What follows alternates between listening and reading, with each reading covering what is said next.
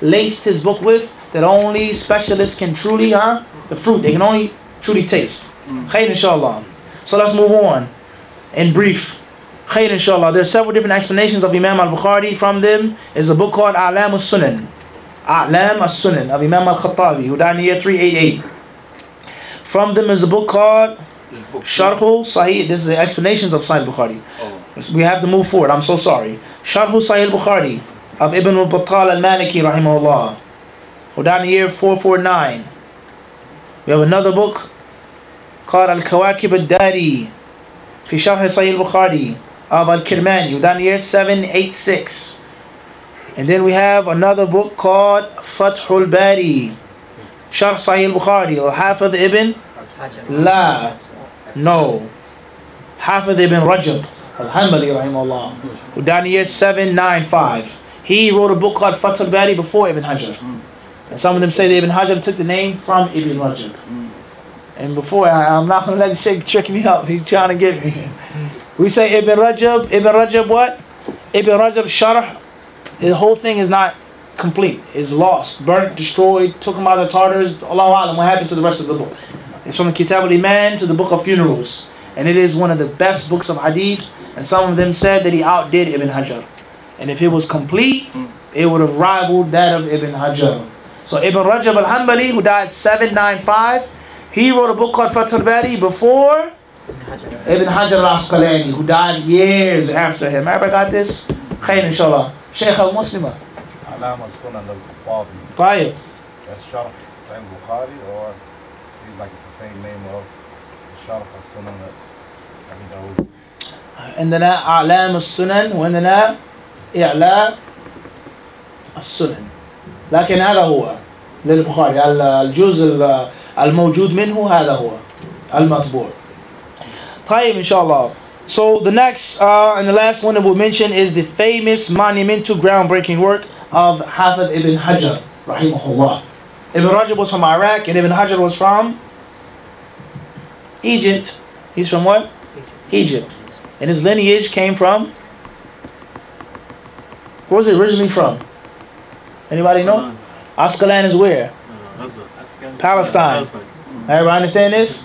So we say what? Ibn Hajar, he grew up where? In Egypt, and his roots were from? Palestine. Ibn Rajab grew up where? He was from where? Iraq, Baghdad. He's from where? Airport? Okay. Khair inshallah. Moving on. Afterwards, wallahi, we're running out of time. It's so unfortunate. It really is. Next time we get you for 10 hours. Inshallah. Tayyib Ikhwan, how many hadiths are inside Bukhari? Nafis? 7,000. La, Nafis. Anta. I'm going to repeat what he said, 6,000. 6,000. Right. Not a bad guess. Anyone else? 7,365. In other words, approximately how many hadith? 7,000. When we take out the repetitive narrations, how many hadiths in Sahih Bukhari? 2,000. Around 2,000. So he has over 5,000 what? Repetitive hadiths, according to what you mentioned. Khair inshallah. عدد أحاديث صحيح البخاري قال الحافظ أبو عمرو بن عثمان بن الصلاح وجملة ما في صحيح البخاري 7,275 حديثا من الأحاديث المكررة، وقد قيل إنها بإسقاط المكرر 4,000 حديث، إلا أن هذه العبارة قد يندرج تحتها عندهم آثار الصحابة والتابعين، وربما عدل الحديث الواحد المروي بالإسنادين حديثين. يقال الحافظ أبو الفضل شهاب الدين بن حجر فجميع ما في صحيح البخاري من المتون الموصولة بلا تكرير على تحرير 1000 حديث و600 حديث وحديثان. First and foremost is with the repetitive narrations. Ibn Salah rahimahullah, he said 7,275 hadiths, and that's not agreed upon. As Imam Abu Muslim said, when he went to school, the books of hadith didn't have any what? Numbers. You imagine that? There was no number.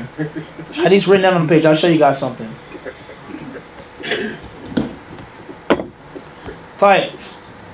As far as the hadith without the repetitive narrations, how many were there? 2,000. Over 2,000. Over what? Maybe 2,500 hadith. Everybody clear on this? So this clearly shows you that Imam al-Bukhari rahimahullah, he had a great deal of repetitive narrations. Why? Why would he repeat the same hadith over and over again? Memorization. Anybody else? For short importance. Show the importance. Anybody else? Have a different Same standard. hadith can be used in a different For situation. fiqh.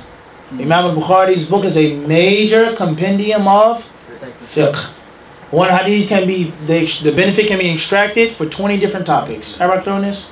This here is an example of what we call makhtuta. Or makhtut. Nuskha makhtuta. This is a manuscript. This is the manuscript that I had to use for my master's thesis. This is hundreds of years old. This is in the handwriting of Ibn Hajar, rahimahullah. The ulama of hadith in the past, that's what they used to use. Let alone numbers. No, it doesn't have nuqtas. It doesn't have dots. There's no dots on the page. Let alone vowels. Let alone comma, period, quotation. There's none of that. This is a raw organic, as we say, huh? It's the turnip right from the dirt. Wash it off. Chop it up. Bismillah. My brother gave us the tomatoes from his garden in the back of his house. We had dirt on it. Wash it off, eat it. Bismillah. No poison, no this, no that. No refrigerator, nothing. Raw.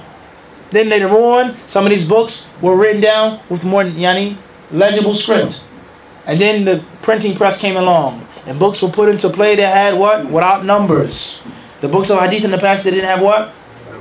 So in other words, the ulama of the past, when they counted Sahih Bukhari, how did they count it?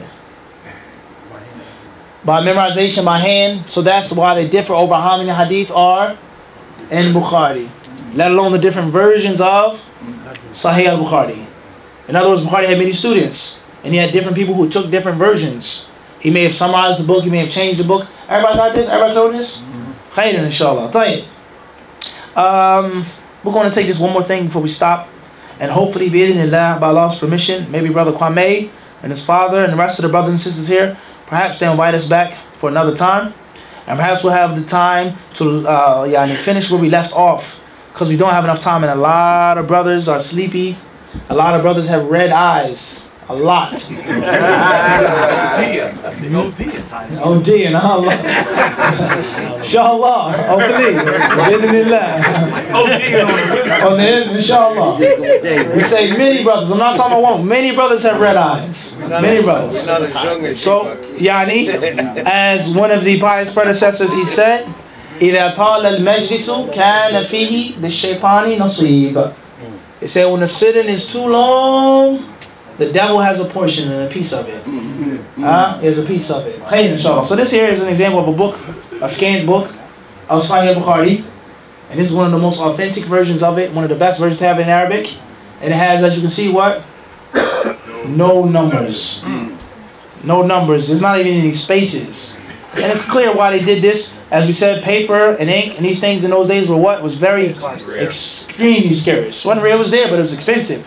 You had to cut the feathers, cut the quills, so on and so forth. Hey, inshallah. So therefore, what I'm going to do now is, brothers and sisters, first and foremost, is please forgive me for rushing. I know many of the topics, you may not get a full understanding of them, conceptualization of them, but we said the time is very, very tight. The crowd is mixed. Some people are advanced. They've taken things. Some people haven't. Try to do the best that we can with a little bit of knowledge and ability that we have. So, bi-idhnillah, first and foremost, is that please go back to the recordings that we told you about. And hopefully we can have another session in which we can pick up on Bukhari and finish the rest of the 6 mother books. And Sahih Bukhari and how he put the book together and why he put the book together is very important for the everyday Muslim. Very important for the everyday Muslim. So now, inshallah, because we're a little tired, it's a little late, I'll leave some time. Perhaps Imam Abu Muslim would like to add something, or many of the mashayikh and the tulab al-ilm and the imams that are present, those who I haven't met, those whose names I don't know, there's no disrespect to anyone. Perhaps they want to add something, we share the microphone. And if not, then we'll leave some time for some questions. If some brothers or sisters have questions on the topic or off the topic. If you have a question on what we spoke about, or nothing to do with what we spoke about, now is the time. I repeat, brothers and sisters, now is the time. If you have any questions that you would like to ask me, now is the time. About hadith, fiqh, anything else, now is the time. Inshallah, please, not after the lecture, right now.